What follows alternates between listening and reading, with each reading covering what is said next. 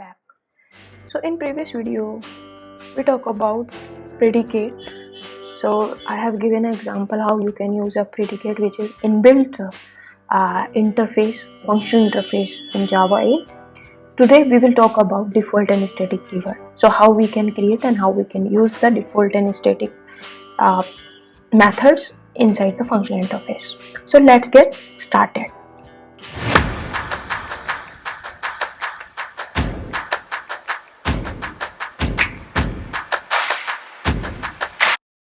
We need to create one functional interface. So functional interface we can create using like functional demo. It can be any name, you whatever you want the name could be. So here functional demo I have. Let me create one abstract method, because if I don't add the abstract method inside it, it will give me a error, compile time error, because the functional interface which you should have one abstract method inside. So public, let's suppose it will return a string and get lowercase. So I will create one abstract method where I will give implementation using a lambda expression. So whatever the string it will get, it will return to the lowercase. Okay, so this is not needed public or not, because all the methods should be by default public. And here I will give the annotation @function interface. And now I will write one method which is default. So default method I will add here, and this method will return me get uppercase.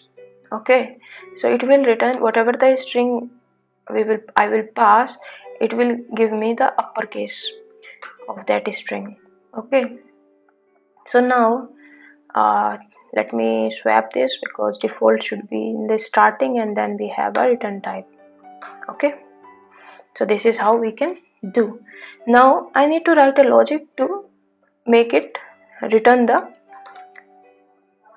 uppercase. So string str dot get to uppercase, we have a inbuilt method, so just need to pass here.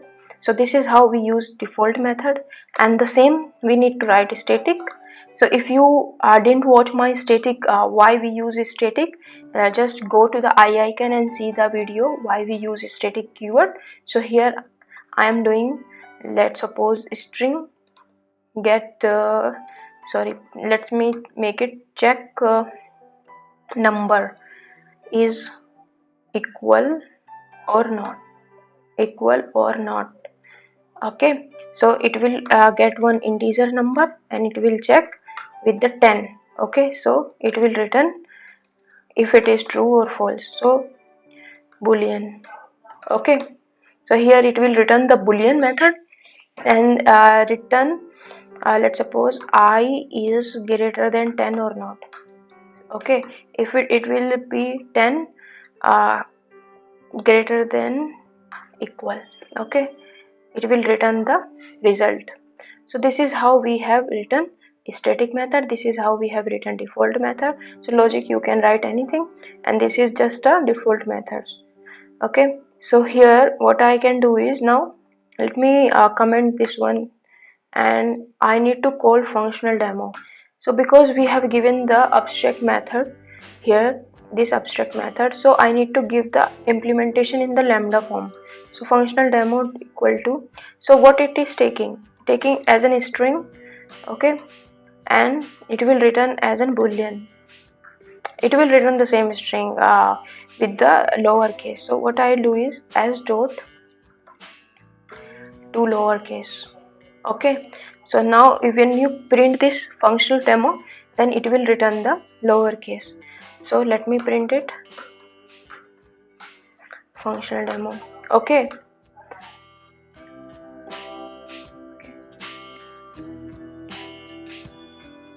we are getting this functional demo, and because we didn't write this lowercase.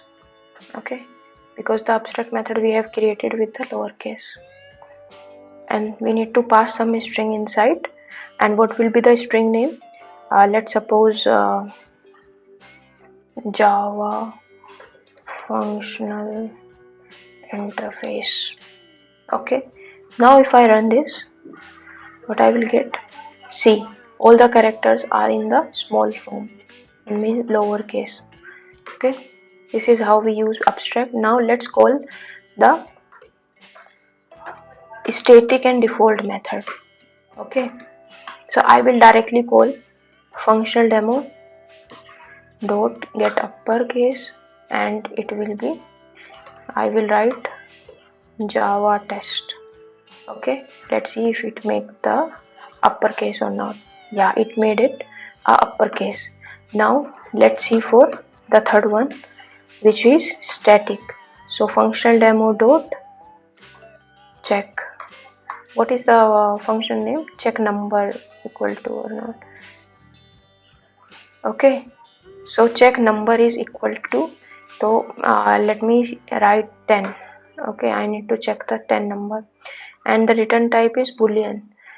So let me make it like this, functional demo, because it is boolean, so functional demo number equal to, it is not taking this because it's static now. So static we can directly call with the functional demo. So this is the how we call the static method. We doesn't need to create an object of the static, it will call directly from the class name. Okay, so let's print the number and check what is the output.